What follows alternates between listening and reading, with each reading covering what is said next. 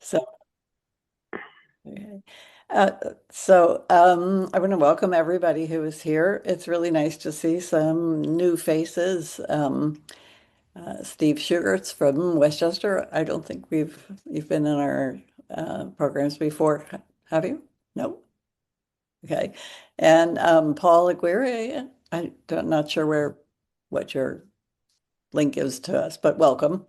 And then, of course, our award winners and most of our board and a few members of the chapter. It's really great to see actually people show up. I always love this meeting because it's just great to see young people and what they're thinking about and how life is affecting them with hearing loss. So I want to get started. I think everybody is here is familiar with the procedure for Zoom. If you want to use the captions, it's right at the bottom on my screen. It's on the right, the CC, so just click on that. If you want larger captions, you can click on in the chat and get stream text, which allows you to see it on a separate screen. And you can make the captions any size you want. On our screen, they tend to be, on the regular Zoom screen, they tend to be fairly small. And we also have Spanish captions available. I think you would have signed on for that initially. So I just want to ask everybody to mute, which is a good thing to do right now because that way we don't have any background noises coming in. And the court, as you just heard, this program is being recorded and it will be posted on our website in the next few weeks. Lauren, our captioner, always goes back and corrects spelling, and so we have a perfect set of captions for rewatching this. So this is our fifth annual. Is that right, Al? Is this our fifth annual Albert B. Chen Award ceremony? Let me make sure that I have that. You're right, because we had a mistake earlier. Is that five? Yes. Catherine, can I just interrupt for a second? Yes. I have not heard from Jonesy. I expected to see Jonesy, but we do have a visitor tonight who I was not expecting to see, which was last year's winner. Kiana is here. And I don't know, Kiana, if there's a chance, if you just, at some point you can give us a little bit of an update of what you've done this year. So back to you, Catherine. Okay. Thank you, everybody. So Madelyn has to leave a little bit early, so we're going to structure the program with her speaking first. But first, I want to introduce you to her. Madelyn Kim is about to graduate from Bayside High School. She plans to attend Rutgers and she plans to study genetics. And she has a cochlear implant and bilateral hearing loss. I'm sure Madelyn will tell you about her experiences as a student with hearing loss, and I think she'll also tell you about the ideas that she presented in the required scholarship essay, which asks applicants to write 500 to 1,000 words on the topic, how I would improve accessibility for those with hearing loss. The judges, those of us on the board who are on the committee, were unanimously impressed, Madelyn, by your inspiring essay. She noted that, talking about accessibility options, no one size fits all solutions. No one size solution fits all hearing losses. And she explained how much we need flexible, customizable accessibility options. We especially admired your recognition that hearing loss affects people across a spectrum of experience and that this is essential to providing appropriate accommodations. I think this is something we actually need to teach people over and over again. So, Madelyn, congratulations. And I am going to let you speak as long as you want. It's over to you. Hi, thank you. Good evening, everyone. As you know, my name is Madelyn, but a lot of people call me Maddie. I am beyond thankful to have received this award. A huge thanks to my parents, teachers, and wonderful community I am surrounded by. A little background about me is that I actually went to a deaf institution before I transferred to a mainstream public school system. And I actually transitioned at a very young age. So I learned how to adapt to not being able to hear people, to ask people directly. And currently, I am the senior representative of my school. So I have a major leadership role. I work with a lot of staff, students, and I began to raise more awareness about the deaf and the hard of hearing community at my school by helping create an ASL club. And I am the deaf representative of that club. So we spoke about its history, spread awareness, and that there's no one size fits all solution. There's a whole entire spectrum. And I'm lucky that I live in a populated city where I get to interact with people who have different experiences. I do have a close group of friends who are deaf. And this club that I created at school for ASL, like, really opened the doors to one of the most accepting communities I've ever met. I never realized that this community would be so close to my own home. And this was something like my younger self would dream of, because I was so isolated at the time. And I hope I can join a community like this in college or create one. And some more background information is I myself, I'm a really big music enthusiast. So I love going to concerts and listening to live music. I recently saw Michael Jackson, the musical, last year, and I was able to enjoy it with the help of the caption readers offered at theaters. The captions were a little bit slow and the tech was outdated for today's time. And I hope to reach out to some theaters about that, maybe incorporating iPads instead of the actual readers, or maybe an app instead. Because, you know, the touchscreen iPads are a lot easier to use. And as for concerts, even though people might not catch lyrics as quickly, and it might be hard to incorporate them, I would like to reach out to maybe. Somebody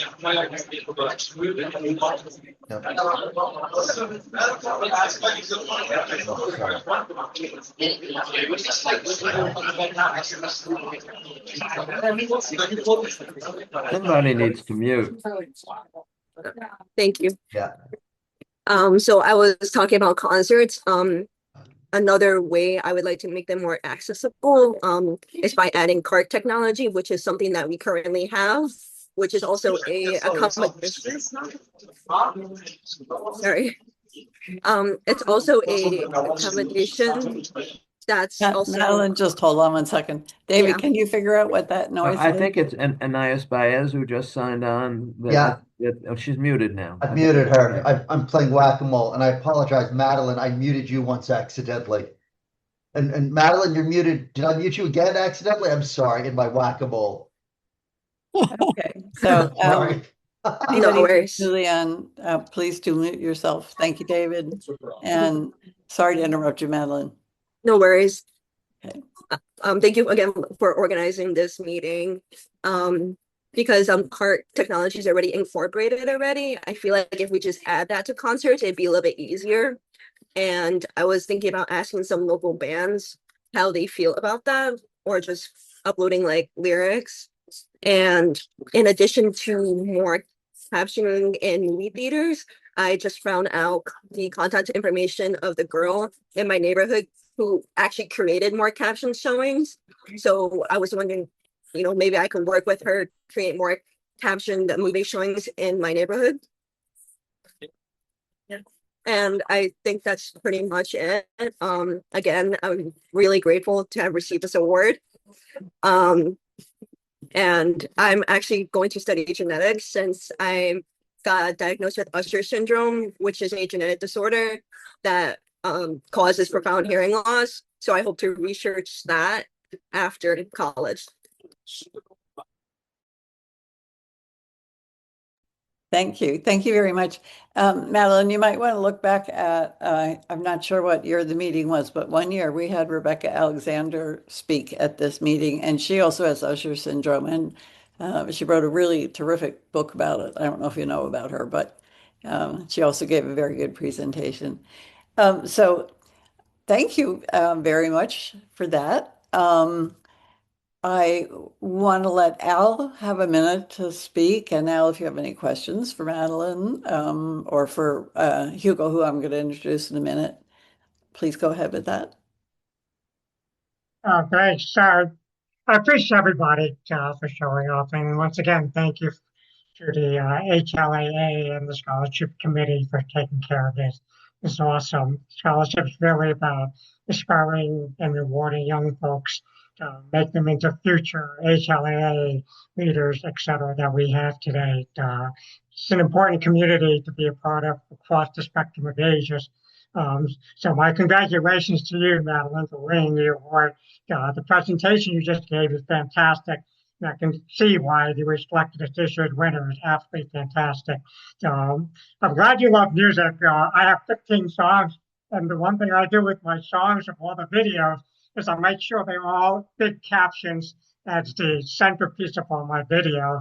So I totally get where you're coming from because I can't understand any of the lyrics, barely the music, but that's a great way to do it. So if you're able to make that happen for all the local bands and artists around there, oh, God bless you. That'd be awesome.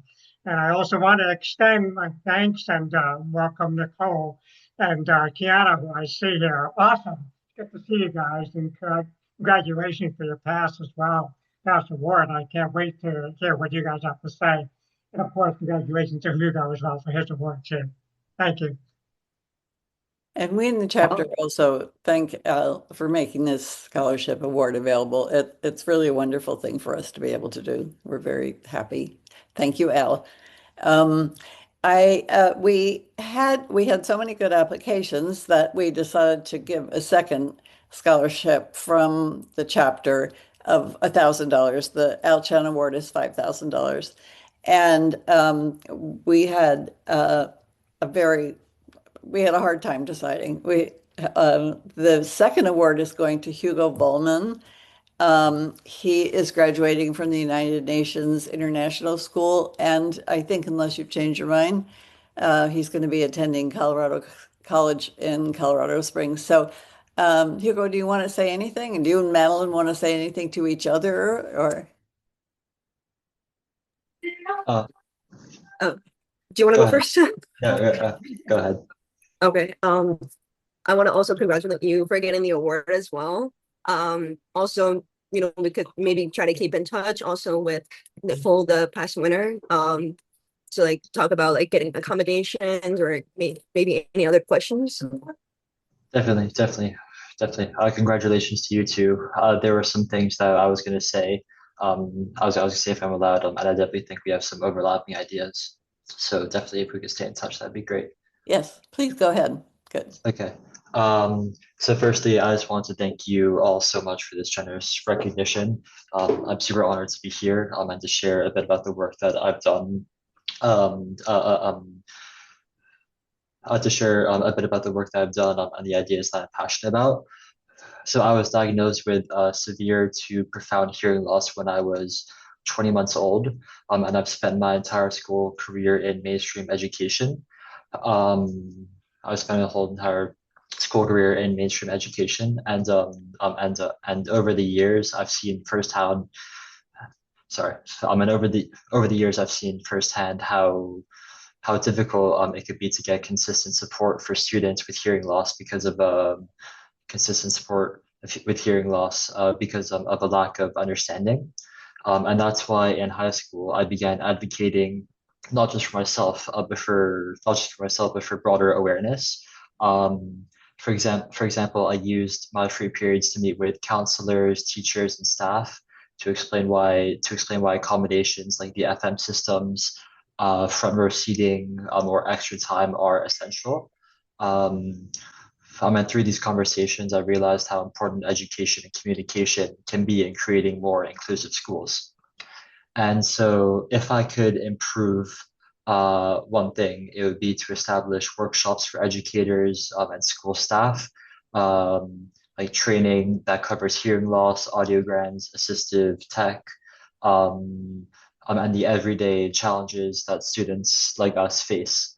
I believe that we need our schools to be more proactive and not reactive, so students can focus on learning instead of constantly advocating for basic needs. And lastly, as I head to college, Colorado College, I hope to keep mentoring younger students with hearing loss and continue working toward a world where accessibility is built in. So thank you guys again for this opportunity. It really means a lot. Thank you. Thank you. The other previous winners we have here, and maybe after Navena speaks, we can have a conversation with all of you. Nicole Varghese, who I mentioned before. We have, I'm sorry, Kiana Clercin, who was our winner last year. And we have, our principal speaker, Navena Chaitoo, who won the award back in 2009. And Jonesy Strell. I forget, Jonesy, which year you got the award. I think I got it as I was graduating high school, so I think that would have been 2022, if I'm correct. Or Okay. maybe 2023. I need to recall. It's probably Okay. 2023. So I think that's all of you. If I skipped somebody by mistake, apologies. But I'd like to let Navena give her talk. She has a much longer perspective on what going to high school, college, and many different graduate schools is like with hearing loss. So she is a previous chapter award winner. This was before we had the Albert B. Chen Award. Navena Chaitoo, she received her scholarship in 2009. And today she is a criminal justice researcher and a policy expert dedicated to improving outcomes for justice-involved individuals and strengthening oversight in New York City's jail system. She is the Assistant Executive Director of Research at the New York City of Correction. And she did ask us to note that her remarks reflect her own views and not those of New York City or any of its agencies. Navena leads a team that conducts independent research on conditions of confinement, on healthcare access, and compliance with correctional standards. And her work informs policy decisions and ensures accountability through data-driven oversight and evidence-based recommendations. So Navena's education ended up with her having a PhD in criminal justice from the CUNY Graduate Center, John Jay College of Criminal Justice. She also has a master's degree in public policy and management from Carnegie Mellon University, and her BA was in economics and political science. She graduated magna cum laude from Fordham University. So, Navena, over to you. That's a very impressive resume, and we look forward to what you have to say. Thank you so much. Good evening, everyone. It's an honor to be here tonight. I'm just getting over a cold, so my voice may not be 100%, but I did not want to miss this opportunity to be with you all.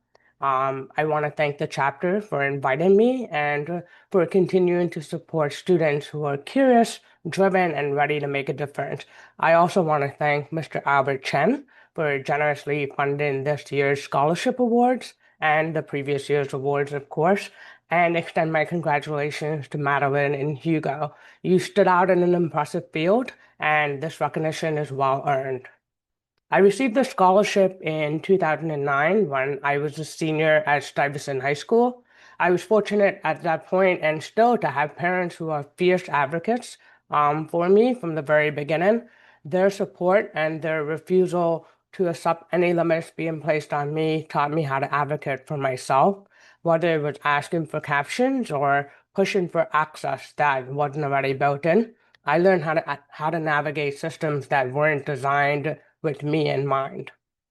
That experience of constantly having to explain and justify your needs can be frustrating, but it also gave me a deep appreciation for the value of evidence.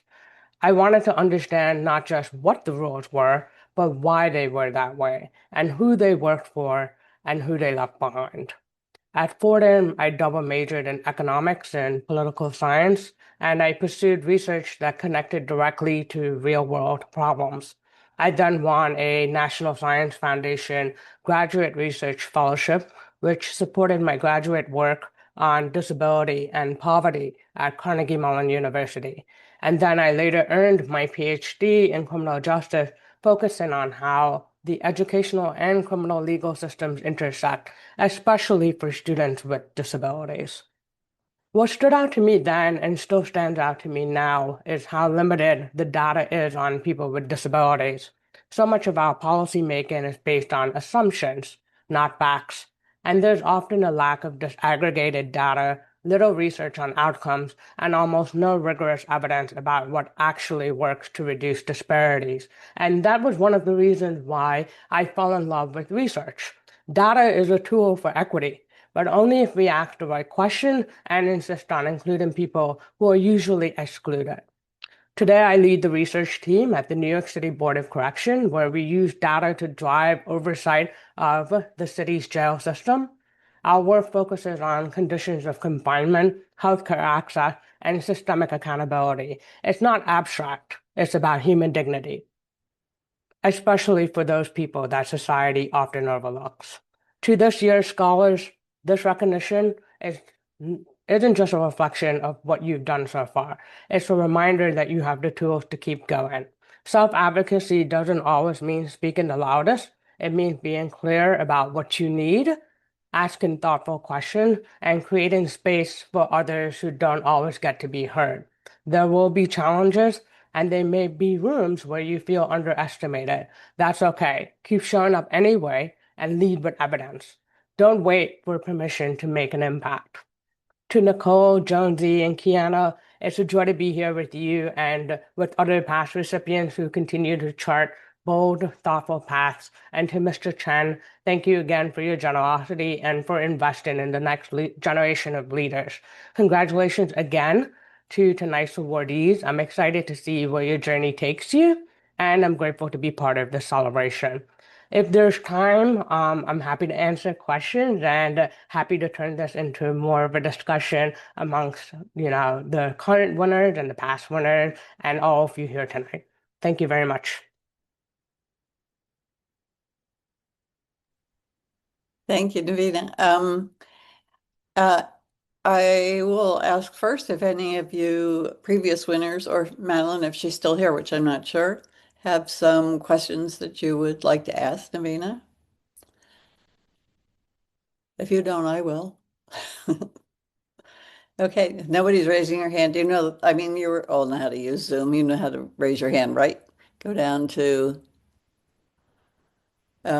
React, and it's there. So there's a comment in the chat from Tony Iacolucci. And Tony, would you actually like to say something about Navena's field? Because I know you're very interested in criminal justice. Do you have any questions? Thank you. First of all, congratulations to tonight's recipients and previous recipients. And hello, Navena. It's wonderful to see you. It's been a long time. I remember Navena and her incredibly supportive mom showing up at the Walk for Hearing with their team and sharing their voice and raising funds for the chapter. And it's just been a very long, wonderful relationship. Congratulations on your work. Is this the Department of Corrections? Is that the same as the Board of Corrections? No, the Board of Correction is the oversight agency for the Department of Correction and Correctional Health Services. Okay, so the data, I'm just curious, the data, the research that you do and the data that you obtain, Is that specifically with people with disabilities in prison, or was that more related to your graduate work? I'm basically, I assume there are people in prisons with hearing loss and other disabilities, and I always wonder and fear how they manage there, and also wonder if prisons are causing hearing loss because they're very loud. So I'm just wondering if there is something in your research that you do that gets directly applied to those conditions and future conditions, if that makes sense. It's a big question. No, it's a great question, but I look at systemic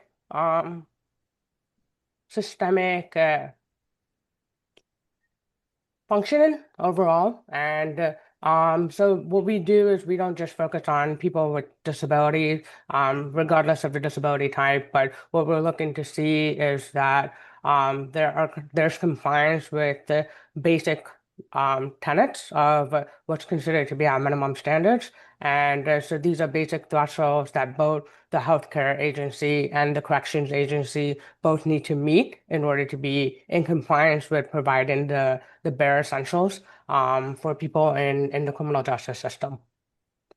Okay. Is it specifically focused on healthcare or all kinds of issues? It is healthcare and it is corrections. So maintaining the safety and the security of people in custody as well as the staff who work there. Okay, great. Thank you. And that's wonderful. Congratulations. And thanks for doing that important work. Of course. I was interested in the question that Tony kind of jumped over, which is the fact that that prisons and jails are so incredibly loud. Do you think that has any effect on prisoners' hearings, and do they have any recourse? I don't know of any research that has been done on that. A lot of what we do as researchers is try to figure out causality. And so in order to, test out something like that, somebody would have to, literally enter the jail system, or, the prison system, the correction system, be diagnosed with a hearing loss, and then have a physician determined that it was due to environmental exposure during that time. And I think that's very difficult because it could have been due to environmental exposure before the person entered the correctional facility. So just from a research standpoint, I think that's a difficult question to answer. Do you know if people are given hearing tests before they go into prisons? Generally, for most people, there's an intake process that happens, and that intake process may or may not include hearing testing. When I first went to work, I worked at the New York Times. When I first went to work, I was given a hearing test as part of my agreement, part of the agreement that I was going to work there. It was not it was not optional. It was mandatory. And the reason for that was that in the basement of the building were the printing presses. And so a lot of times I was an editor, staffers had to go down to the room where the printing presses were, and they were literally deafening.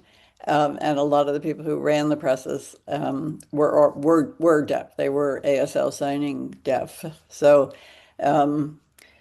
they knew that my hearing loss was pre-existing condition, and that they could be rest assured that I was never going to sue them for a noisy work environment. But do any of you previous winners have anything you'd like to ask each other, or that you'd like to ask Navena? Or also, just if you think there's something that we older people here might not know about education today that makes it either easier or more difficult to be a student with hearing loss. That's a pretty open-ended question. Okay, I'm going to look at you, Kiana.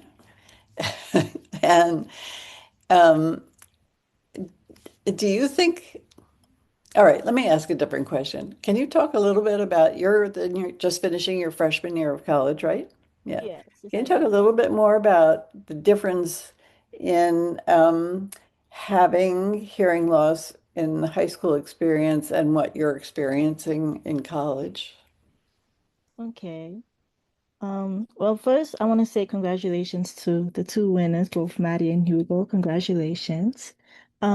I will say the main difference between having like being someone who has hearing loss in high school and in college is that since I go to a CUNY, it's like I have to take more control of my hearing loss rather than in high school. It was kind of more taken care of for me because I go to John Jay. John Jay has an accessibility center. So I go there and register for all like my extra time in and stuff. But it's like when it comes to social interactions, that's always the main struggle because like in college it's way more busier than a high school and people aren't like as accepting as that. So it's a little bit of a challenge still, like having hearing loss, especially like in college, because you're still trying to get used to that environment and you're still trying to make people like be more reciprocant of the fact that you're trying to hear what they're trying to say. But it can be really challenging with students coming from like all sides of the room or trying to go to class or trying to hang out with their friends. But I will say all professors who I've talked to about my hearing loss have been nothing but accepting. So that's really good. But yeah, I would say that's the difference. Like in college, you have to make sure that you are in charge and making sure you get the like accessibility that you need because nobody's gonna do it for you. Have you ever been turned down for your request for any kind of accessibility? Not really, because for me, I had to give them like all my previous like hearing tests so they would see like what exact hearing loss I would have. And that would go like for extra timing or preferential seating or it's like right now I'm able to take like 5 minutes break during class, like just if I need it in case it gets too noisy during classes. So there's no like I would say like foreign like discrimination towards me. I think people are just like walking on eggshells around me a little bit more. Do you use anything like an FM system in college classes?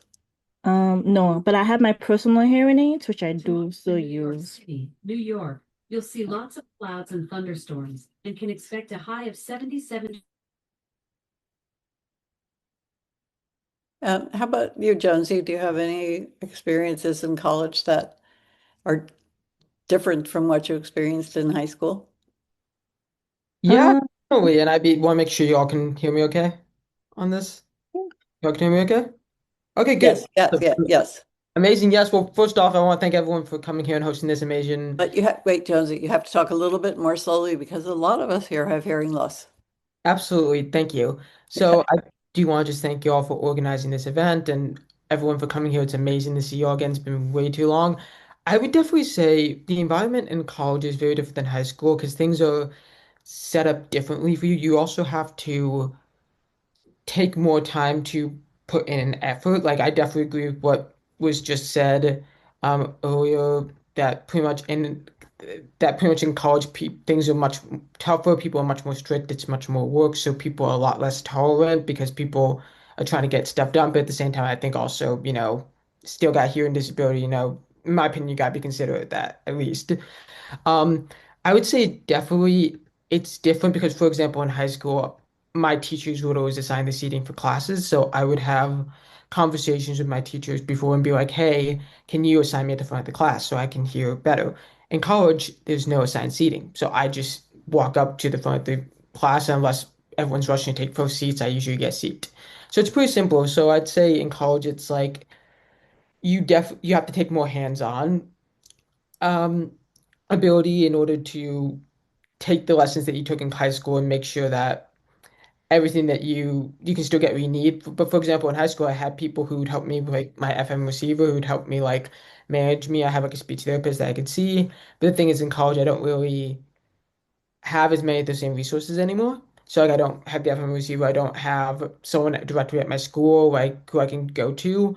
There is thankfully a disability support services office within college, but obviously you have to go to them. You have to put in that effort. It's not like you're having weekly meetings with them. It's not like they are coming to you. You have to go to them. So I definitely say in college, especially since you are transitioning to being an adult, you do have to put in that more personal effort in order to get the services that you need. I'm curious, both of you said you do not use an FM system in college. Why is that? Um, I would definitely say for me, it's the FM system was really good in like close classroom settings, and obviously my high school wasn't it was a very unique high school. It was on the 11th, 12th, and 13th floor of a giant office complex. So it was a very interesting high school. It was kind of a crammed high school. And the FMC was very useful in those close Mm. environments. Obviously, college, I go to college in DC, big campus, the giant lecture halls. So obviously, it's a bit harder to work with the FM receiver in that environment. I've also thankfully be able to find other ways kind of around it where I'm sitting in front of the class. I also get accommodations descriptions for Glenn, which is pretty much this online service that lets me record in class everything the teacher says and it transcribes it. So that's also extremely helpful for any information that I'm not able to hear or just goes over my head. So definitely I'd say I've also found ways to kind of work around the FM receiver. But I always did appreciate using it in high school and middle school. Yeah. I mean, I would say for me, I'm not allowed to use my FM anymore because that was all part of NYC DOE, like both my hearing aid and my FM unit. That was part of DOE, and since I'm no longer part of DOE, I'm not allowed to have it. But I do wish I could still have my FM unit, but I still rely heavily on my hearing aids for a day-to-day basis. Right. And Nicole, you started college earlier than both of them. Was your experience any different? Are universities and colleges learning how to deal with hearing disability better than they did when you started, or what do you think? So, first of all, good evening, everyone. I just wanted to thank John for inviting me here today, and I wanted to thank Catherine and the entire board for their work and dedication in being advocates for the hard of hearing and deaf community. And I want to thank Albert Chen for the scholarship because the scholarship is what introduced me to this amazing community. And also, congratulations to Madelyn and Hugo. I would love to get in touch with the both of you, as well as Kiana and Joan. And to answer your question, I started at Hunter College 4 years ago, and it has definitely been challenging. But like exactly what Kiana and Joan said, you really have to advocate for yourself. And that's what I had to do. The accommodations office was accessible and they were there, but the students would have to go to them ourselves and let them know what we need based on the level of your hearing loss. I had extended time. I had an alternate testing location for my exams. And I also had to talk with my professors before the semester to let them know that I had hearing loss and that I would like to sit in the front of the classroom and to make sure that I can always see their mouths so I can speech read them. And so all these things, I did that with each and every one of my professors. And then with my friends, I had to, and just people I was interacting with on a daily basis, I would have to like tell them, let them know that I can't hear you. Can you speak up? And in high school, I was very hesitant to do that because then it would let people know about my hearing loss. And I didn't want people to know about it because it was personal. But now I find that I find more find it more comfortable to do that because it really helped me. And so advocating, I feel like, is the key word in college and beyond. Like now I'm going to be studying for my LSATs and I'm working at a law firm. And so I really find that advocating for yourself is going to help a lot. That's great. Um, Navena, you went to college a long time ago, relatively speaking. Did you have similar experience about difference between high school and college and how you had to ask for accommodations? Yeah, absolutely. It was a long time ago, actually. But it's really nice hearing from others here who are more fresh in the experience of going to college and the transition between high school and college. What I would say is that yes, you do have a little bit more self-advocacy to do in college. For me, the case for me was a little bit different because I went to Fordham University, which is private, nonprofit, and religious. And, those three things can sometimes combine to mean that you have less access to accommodation because as a religious institution or as a nonprofit that, for example, does not take funding from the federal government, there is no obligation under ADA or under Section 504 of the Rehab Act. So for that reason, we had to find workaround in order to get me the accommodations that I needed while I was at Fordham. And so for us, it was a very proactive um, process in the sense that, I had gotten all of my college acceptance letters and in making that decision, we went out, we visited the colleges, we saw what they would be willing to offer, but we were really, really sold, honestly, on Fordham because I come from a Christian background and it's something that my parents wanted for me. And we said we are going to find a way to make the accommodations happen. And so for that, we went to New York State because all colleges in the state have to be accredited by some accreditation body. And we asked that they would provide the accommodations that I needed, which were cart services. So in the same way that we have Lauren captioning for us today, Lauren was actually one of my undergraduate captioners. And I met her through this forum when I won the scholarship back in 2009. And just to answer your question, Catherine, I think it is, in my experience, it has always been an experience of having to advocate for yourself because, to give you an example, as Stuyvesant, in order to get cart services, you needed to prove basically that no other cheaper alternatives would work for you. And you have to go through that process in order for you to be able to get cart services. So even though, you may have an IEP or you may have, something that basically entitles you to have certain accommodations like the cart system or the FM system, you still would have to advocate because there's money that is required or funding that's required for those services or for the technology. I asked all of you, right? So Hugo, I was wondering what you're thinking hearing all of this. You're going to a smaller college, I think, than the others did. I think you all went to universities where the classes are pretty large, and Colorado College, I know, has a much smaller student body. I went to see it with my daughter. Very nice college. So do you have any questions for Navena or for Jonesy or anybody for that matter? Yeah, I mean, I guess one thing I really liked about like Colorado College, I meant just like just other schools that I was visiting in general. Um, I really liked like the smaller school environment because I feel like you had like a more like intimate relationship like with your classes or teachers. So Fordham is more of like a middle-sized school, right? You would consider. Uh, um, but did you have any sort of like relationships with teachers or other staff that helped you navigate your way through college?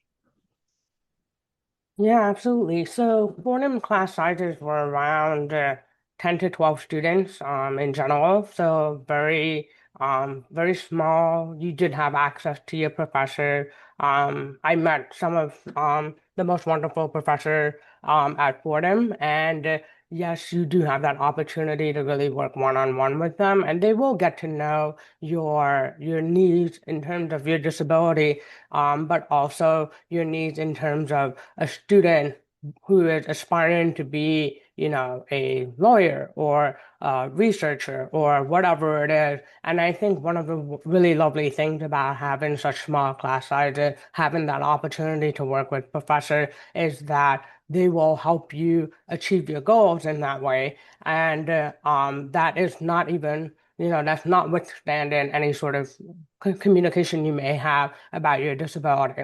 So I think that is a real plus. And as somebody who also went to CUNY, that's something that could be lost in a bigger college for sure. We have a couple of questions with people with their hands raised. Tony? Yeah, this is a really exciting discussion for a couple of reasons. I think that all of you that are in college talking about your successes and your challenges with accessibility, and mostly your interest in maybe talking to one another and having some sort of small group, I think is a terrific idea.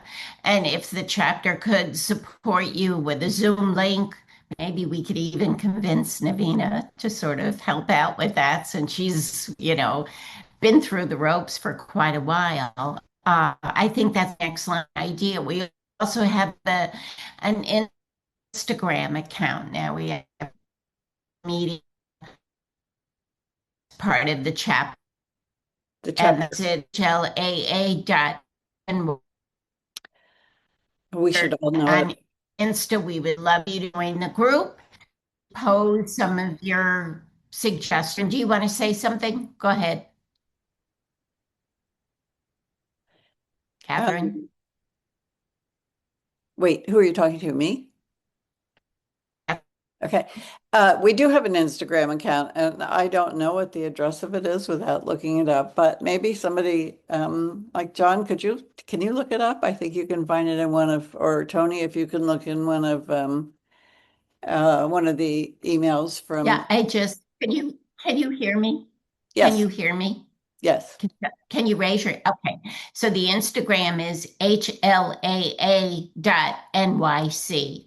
So please follow us if you want to post some suggestions for college students, if you want to invite others to join a group to have support sessions, however the chapter could help you with that, we'd be delighted to do it. You can get in touch with Catherine and I guess those are the folks whose emails addresses you. It would be So great. thank you. It would be great if you could maybe each comment on, what you thought about this meeting and, encourage people to apply for the scholarship in the future. We get fewer applications than I think we might if we had if we could broadcast this further. But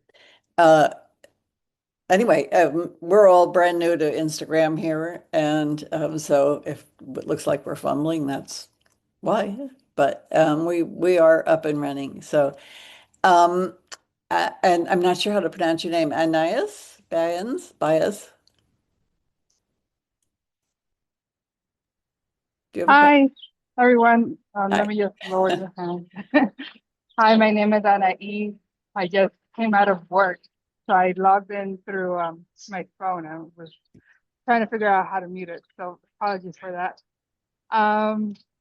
So my name is Anais, and I currently work at Cornell Tech. It took me a while to, just like Nicole, to open up about my hearing loss.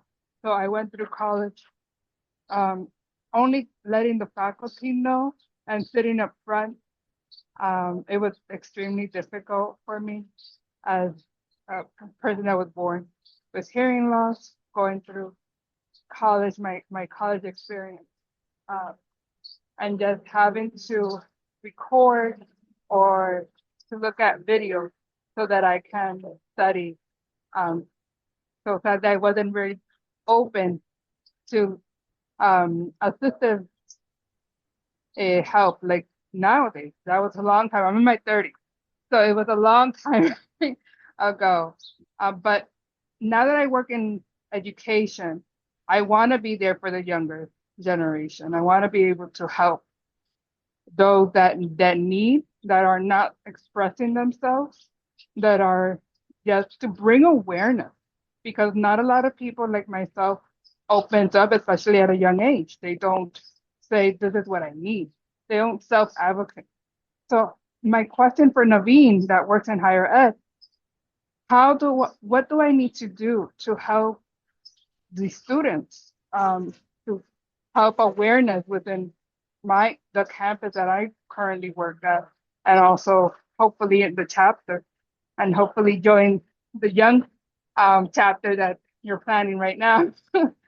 But what are some methods, tips that you've been doing in your campus that hopefully I can implement them in mind. Yeah, absolutely. I think being authentic is, one of the best ways to allow people to open up to you and to communicate the needs that they have. And I also think being authentic in the ways that we need help is also a very important first step in also creating a community, creating an environment in which people feel comfortable to express their limitation. Let's put aside disability for a second. Sometimes somebody is not great with public speaking, or somebody is not great with developing reports or writing reports. They're not a great writer. And there's so many different ways in which we can work together to supplement somebody's innate skill set. And I think that when you come from that authentic standpoint of saying, I'll give you an example. Um, I'm not great with phone calls, right? Sure, I can have a captioner on there with me, but there are so many nuances. Sometimes somebody pauses, and that's your opportunity to sort of follow up and to ask a question that you may miss because you're somebody, like in my case, who cannot hear that pause, and you're just relying on your captioning. So you may miss that opportunity to say, "Oh, can you tell me more about that?" Right? And so I'm fortunate that I work with a wonderful team that's incredibly supportive, and they're willing to step in and take those phone calls for me because they know that's not something that I'm good at. But then there are so many other things that I'm great at that I can help with that they may not be great at. And so I think it's coming from that real place of authenticity, of knowing that these are the things that I can and cannot do. These are my limitations, being open with it. And I think other people will follow your lead and also be open with their limitations as well, whether it's related to a disability or not. Is that, Thank you. and as you want to respond to that or ask a follow-up?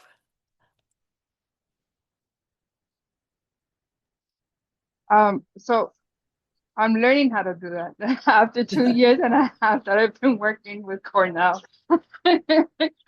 I'm learning how to say, "This is me." I have a hearing loss. I have hearing loss, and I'm not able to sometimes help students. And even today, a student asked me where's room such and such, and I have a lanyard that has I wasn't able to hear the student.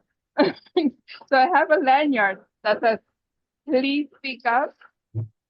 And I showed it to students, and then they were able to um raise their volume, and I was able to help. So I think that before I wasn't doing that. Before I wasn't, not even with the students, and that was one of my biggest concern is how am I able to help students if I can't hear? So I'm glad that you said to just be authentic and let them know what you need from them so that you can help them.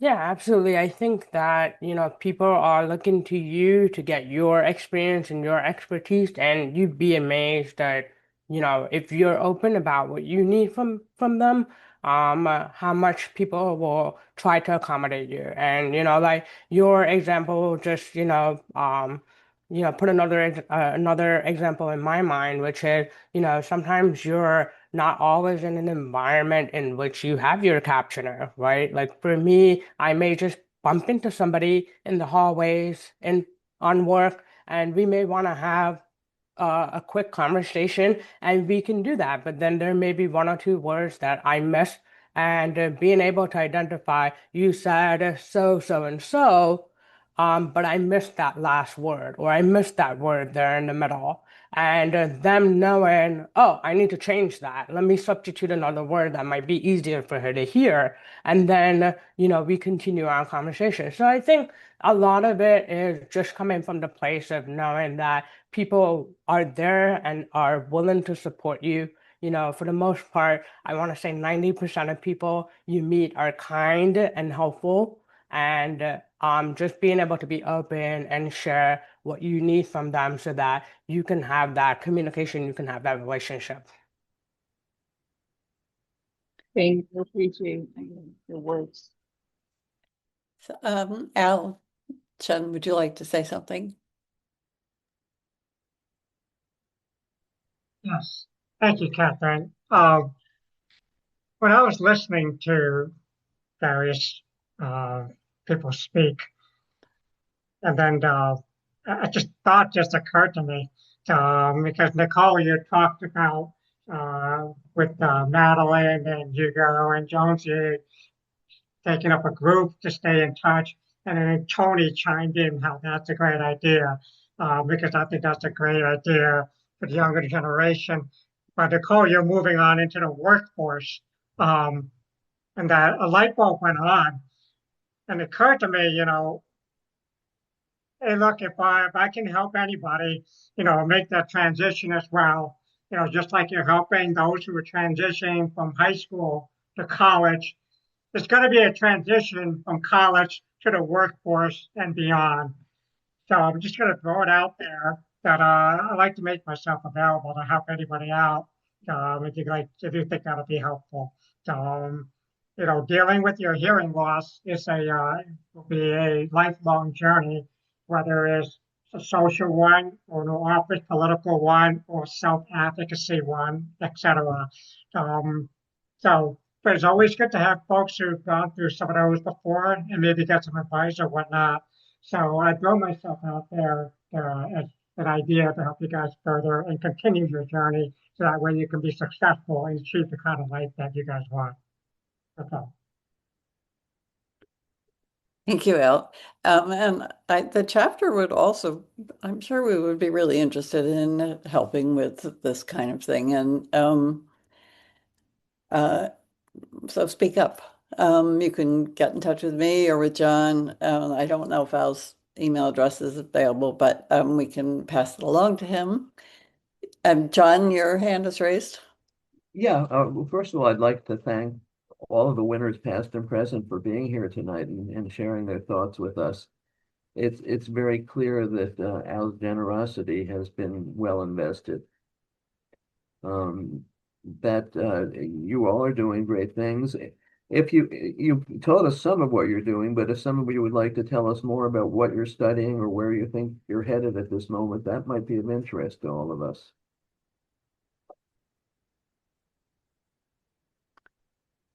Nicole, do you want to answer that? Sure. You have a pretty good idea of what you're studying and where you're going. Yeah, to be honest, this feels like a full circle moment to me because when I first attended and spoke at a chapter meeting, it's when I just graduated high school, and now I'm a recent college graduate. So it's crazy that 4 years have just flown by like that. To give a little background, I studied and I graduated from Hunter College, which is in Manhattan, and I majored in economics and minored in human rights as a pre-law student. And I worked at a law firm for the past 2 years, and now I'm studying for the LSATs, and I plan to take it later on this year and apply to law school in the fall so I can start law school the following year. And currently, I have a judicial internship at the Richmond County Supreme Court. And I'll also be interning at the Staten Island District Attorney's Office next month. And I just want to say, as an individual with bilateral hearing loss, I was born with hearing loss, and I've relied on hearing aids my whole life to hear and understand clearly. And it's so challenging, but I think having a support system is so crucial. And I think that's what I see with this community, and I want to stay a part of it. I'm in awe of this community, and I would love to get more involved with the chapter to educate people and advocate for the hard of hearing and deaf community, and even extend the outreach to younger people, because I don't really know a lot of people that are part of the hard of hearing and hard of hearing and deaf community. And so, yeah, once again, thank you for having me here, and I hope that I can stay a familiar face. We hope you can too. Do any of you who are still in college have an idea of where you might want to go? to answer John's question, what you're studying and nope. Yep. Oh, well, I'm actually, I have a brand new minor called entrepreneurship, where I'm going to be taking much more leadership and financial classes because I'm actually planning to start my own nonprofit organization about hearing loss using the exact same thing I used in my essay. Oh, congratulations. That's good. I think Jonesy was also had something to say. Yes. The question was about like after college and going into the workforce, what we plan to do. That was Well, what you're studying now and where you're heading. Okay, cool. Definitely. I'm still studying political science in college. I'm definitely been taking a big more look into law. I think definitely disability law is something that's really intriguing me a lot. Understanding, so especially like civil law as well, and obviously political science. Been very involved in different congressional offices, different internships, and definitely one of the biggest caseworks there is definitely like Social Security and Medicaid. Medicaid as well as Medicare, and a lot of times those can deal with people who have disabilities, those who are elderly, who need the right accommodations and the right services to not only exist but also be affordable. So I'd definitely say taking my experience working in politics and definitely working somewhere where I can work on different cases for those who are disabled, those who are struggling to get the right accommodations or the right funds that they need, and ensuring that they can get the support they have. That is one pathway I'm taking, and I'm also considering a whole host of others. But that is something that I think would really interest me. I think unless I'm confusing something that all of you award winners are working either in public policy or law. Is that correct? That's very impressive. Um, Nobody's shaking their head no, so I'm thinking probably yes, that's right. Well, or intending to work in public policy or law. So we don't have Madelyn here anymore, but Hugo, do you think you might head in that direction, public policy or law? To be honest, I've absolutely no idea right now. I'm planning on majoring in economics. But I'm definitely um for my first year, I want to take a lot of courses. I want to take a lot of courses and I want to explore. Um, so yeah, so I'm gonna do that and I'm gonna see where that takes me. Good to have an open mind. Yeah. Yeah. So do any people, any of you here who, I don't know if any of you had hearing loss, any of the older people here, the regular chapter members, when you were in school. I did not. Mine came out when I was 30, but I'm wondering if any of you who had hearing loss as a student, have any comparison. I presume things have gotten better, but do any of you have any experiences you want to talk about how much things have improved? I'll go, Catherine. I mean, when Yeah. I was growing up and in college, I did not have any hearing loss, but as some of you know, I went back to school, to graduate school when I was 61. And by then I really had serious hearing loss. And I learned there that I had to advocate for myself. Many of the classes were very small. I mean, in the doctoral program, classes tend to be small. Some of them were not so small. And in one case in particular, I took a pretty challenging statistics class. And for the first couple of weeks, I was totally lost because I really just couldn't hear. And I went to the professor and asked him to wear a microphone that would stream to my hearing aids. And he was very nice about it and did it, and it made a world of difference that I was then able to follow everything and succeed in the course. So it was a lesson about self-advocacy, and that was before I was an HLAA, and it's one of the things that always was meaningful to me about HLAA, learning to advocate for myself. So yeah, I mean, I did have that experience, and as I think Jonesy said, I always made sure to get to class early and sit up close, or maybe it was Hugo who said that. I don't know, it was Jonesy, I think. And it's important to, to think about doing those things. And, for Hugo and Madelyn's not here, when you go off to school, you need to be prepared to do those things. And so that was my experience going to school with hearing loss. Al, your hand is raised. Just a little bit of background to follow up on what you were asking. Um, I've had a hearing loss ever since first grade. Pretty much zero accommodations throughout elementary, high school, college, law school. They started some note taking. Um, and then throughout the workforce, I was a lawyer for 25 years. It was very hard to get any kind of accommodations, even with the ADA. So it's been a pretty tough battle my entire journey from kid going through school to college to law school and then into the workforce. The times have changed.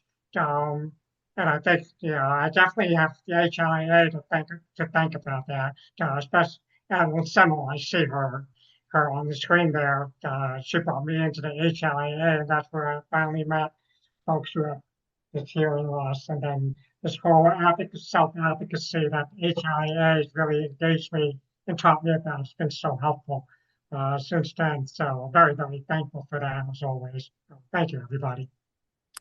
I think it didn't come through in the captions. Did you say it was Anne who brought you into HLAA? Anne Pope? Oh, Alan Semmel. I'm still not seeing the captions. And Ellen Semmel. oh, Ellen. Oh, Ellen Semmel. Thank you. Yeah. Actually, Ellen was the first person I met in HLAA too, before I joined.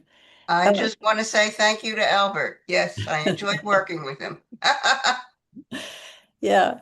So, are there any other questions or comments that people have? It's been really, a really interesting discussion. I'm glad everybody had made so many contributions. We can keep going if anyone has anything else to say, but there's no reason to sit here if we feel like we've said everything. So, nope. Okay. Well, I hope that we can really follow up on this and, maybe get something going that would involve all of you and some of us. We have two board members who are both, I think they're both in their 20s. I'm not sure, maybe early 30s, which I'm sure sounds old to most of you, but it's a lot younger than the rest of us. And then they are the ones who set up our Instagram account and it's great for us to have that perspective. So we would love to have you keep in touch with us, and you can do it through me or through John, through anybody that you happen to know here, Tony. So Myra, yeah? Myra, you're muted.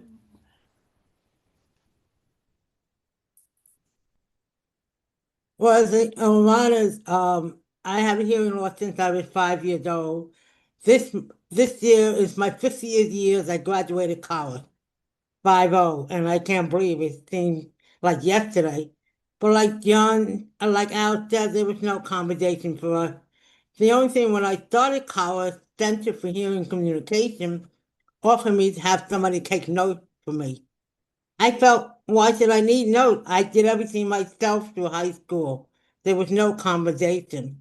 And it's amazing how much easier for the today's generation it is than it was for me, 50, when I graduated college 50 years ago. The computer wasn't around. There was a bit different today. And that's what I'm always amazed how well the young generation are doing so well with their hearing loss. Yeah, things have gotten better, and you all will help make things get even better for future students. Yeah.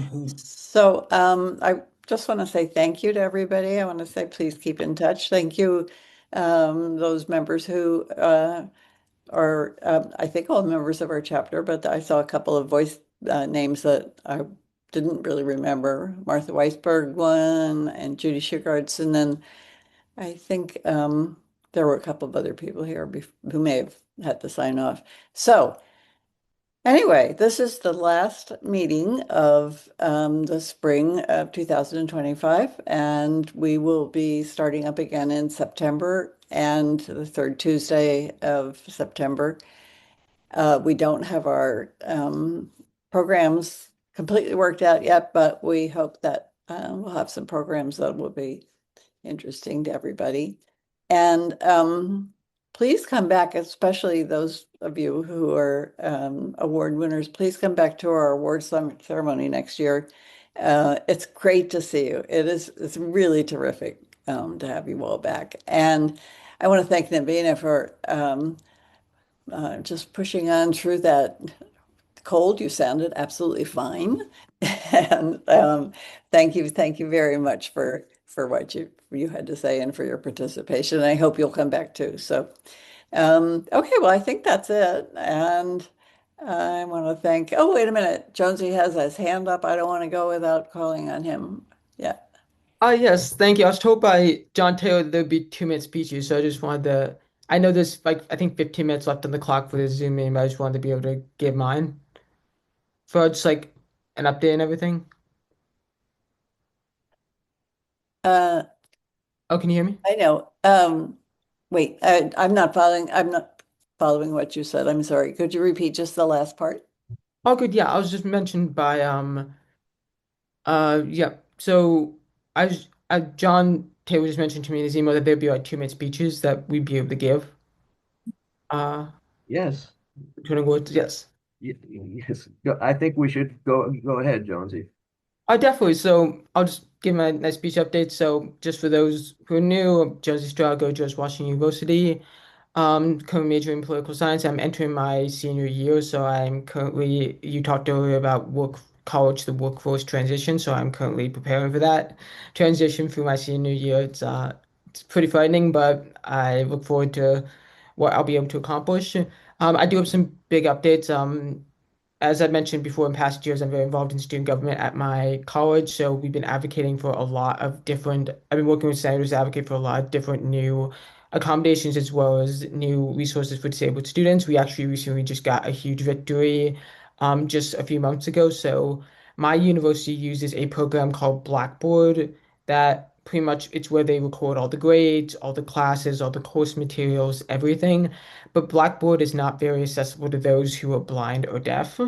So one of the things that however, there's an extension program, the Blackboard called Blackboard Ally that allows that if you download it, if a professor downloads it into his or her computer, it adds additional features to Blackboard that make it fully accessible for someone who's blind or deaf. However, the university doesn't mandate that professors do that. So a lot of classes don't have it. And we've spent the past year advocating for the university, the board of trustees, as well as the faculty senate to fully adopt an opt-in process, fully make it so that every single professor is opt into that um, extension for their courses. And we were finally able to pressure and get the faculty senate and the board of trustees to agree that every professor should be opt-in to Blackboard Ally. And the courses are now fully accessible to blind and deaf students. So that's been a huge win. Another big thing also is that at my university, I established the first disability services resource group within my university student government. So there's now it's not a committee per se, but it's like a resource group that exists within a diversity inclusion committee that exists so that disabled students, as a part of the student government and the university, can come together, meet each other, as well as also talk about what issues they're facing and bring those issues to administrators who can get tangible change done. I definitely say a big priority I want to focus on going forward for my next year, as I will be serving as a senator for one more year, is accessibility buttons. There's a lot of accessibility buttons around campus that are broken, that do not work, that when they are broken, it takes like sometimes weeks to fix them, and that's intolerable in my opinion. So I think that one thing is really going to advocate for going forward is working to make those buttons fixed a lot more often and definitely make quicker fixation times. Yes, Taylor, which question? That's terrific. I wonder, Josie, if you might like to write up something for our newsletter, News and Views. Gail Weiss is the editor, and I can put you in touch with her. You can just write to me, or John can. It would be really wonderful to see that kind of progress noted in our newsletter. So Gail's nodding her head. She says yes. Okay, go ahead for it. Uh, Are there any more hands raised? Am I seeing everybody? I'm sorry, my internet is slow, so that's why I missed the beginning of what you were saying, because my internet can't Catherine? keep up with the captions. And I can't hear them. So anyway, all right. So if that is it, if there are no last minute things that anyone wants to say, I think we'll say goodbye and thank you very much. And we really hope you'll all stay in touch. And again, I want to thank John because he was the organizer of this program. And I want to thank Chen who makes the whole thing possible.